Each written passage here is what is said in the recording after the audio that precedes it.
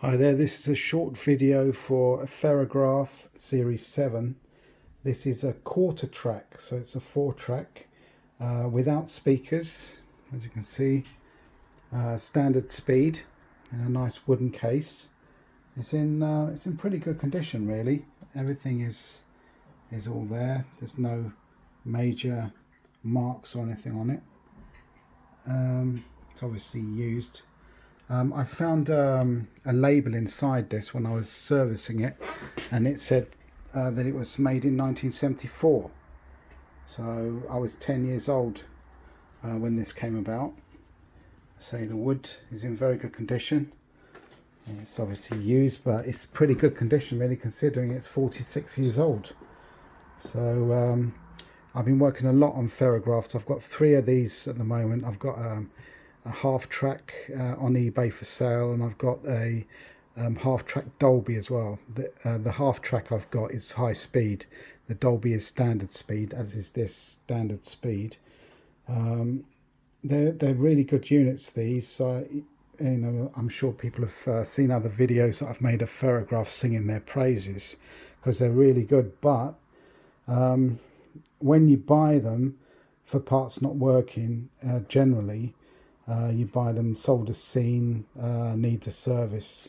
It's usually, I've found, an absolute minefield of problems that you have to get through. For example, this one, it caused me a lot of trouble, and I had to replace this, which is actually an extremely expensive part. This is the fast wind rheostats here, and these are really difficult to get hold of, but all of the track burnt out.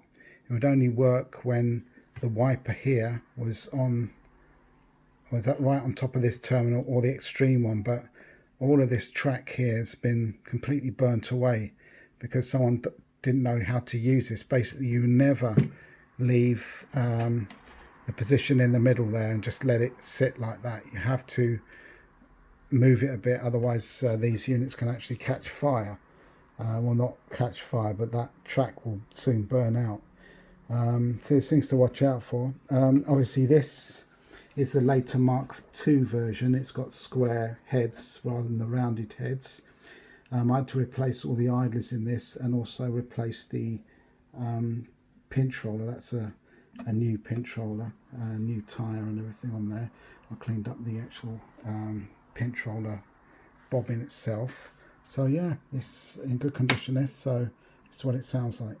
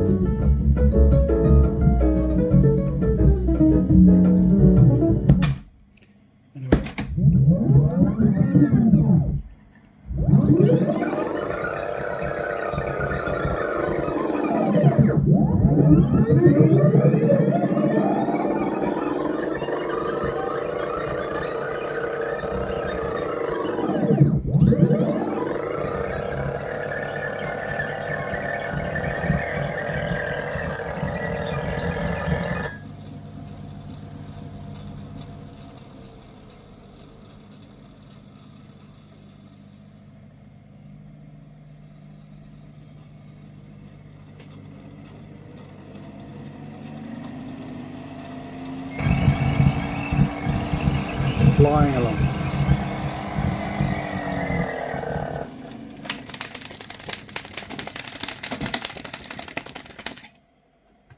Yeah, so this one I've probably spent over 2 days on its servicing. There's quite a lot wrong with it, but now it's pretty much fine.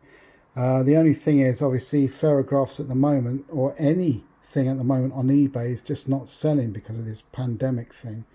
And people are a bit worried about spending money, I suppose. So all this effort that I've made, days and days of labour, getting it all up and running, I don't think it's going to pay dividends at the end of the day. With my labour and everything, I should really be asking like £600 for something like this. I mean, it costs 200 in the first place to buy it, but with 3 days solid labour and parts on top, this thing here, this is probably about £45 worth. Then I had to get some idlers, I had to get a pinch roller, plus 3 days labour. So if you were to buy this for parts not working and replace the idlers and the pinch roller and find that it's got problems on it and it needs a setup, if you take it to a sort of a quite a famous service centre in Sussex that has been doing Ferrograph for a long time, you could be looking at a bill of £400 to £500 to actually have it serviced and calibrated, which is pretty much what I'm asking for this entire unit with a service. So, you know, I think that yeah, it's pretty well priced for what it is, but in order to own a Ferrograph, really, you need to be a bit of a tinkerer. I mean, any tape machine, you need to tinker with tape a bit, because obviously you need to clean the heads and demagnetize and set things up, oil things. You need to be a tinkerer. You can't just expect to keep playing it and playing it and playing it without any problems. It's I mean, in the digital age you can do that pretty much, but with tape you have to maintain it. So you need to know what you're doing mechanically, really. But you know, there's service manuals you can download for these. It's not, then all the parts that these are made up from are commercially available. There's no special parts components, so it can be done, but in order to enjoy one of these you need to tinker with it, really. I've repaired and sold a lot of Revox units, and I don't think that the Revoxes are as good as these really, in terms of construction, build quality, and also ultimately reliability. They're not quite as good as these, I don't think, or sound quality. I think like for like, half track for half track, I would say that the Ferrograph sounds better than the Revox, and it functions better than the Revox. But the thing is with the Ferrograph is they are a nightmare to service, really, compared to the Revox, which is a lot more straightforward. With the Revox you have the separate cards, and you just pull them out, basically. With the Ferrograph, as you can see, this is a Ferrograph board. This is just the playback board, one of the playback boards, and as you can see it has soldered connections on it. So this is soldered in, it's not just a pull out thing. And the way the Ferrographs are built, you have board inside board. They're very difficult, this Series 7, to actually get at the parts, get at the boards. I mean, to change this part, it took me quite a long time to change that, because you have to take so much out to get that out. So they are a pain to service, whereas Revox are a lot simpler, but these are brilliant. I mean, look, you can adjust bias for each channel on the fly, bass and treble controls for each channel. It's a lot better, really, a lot more sophisticated. So it's worth the effort, but you have to be a tinkerer in order to get one of these. I'm selling all of my Ferrographs for parts not working, because obviously I'm saying that they could be sent by courier. Now the problem is, if a courier is rough and what courier isn't. This weighs about double the weight of a Revox because it's so well made.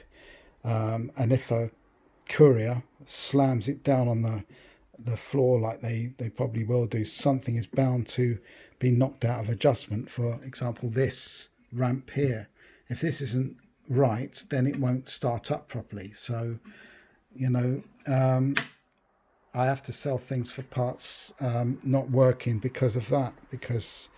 But this is clearly working. I'm posting this, and it's listed on eBay. So this is, you can see it's clearly working. So, you know, there we go.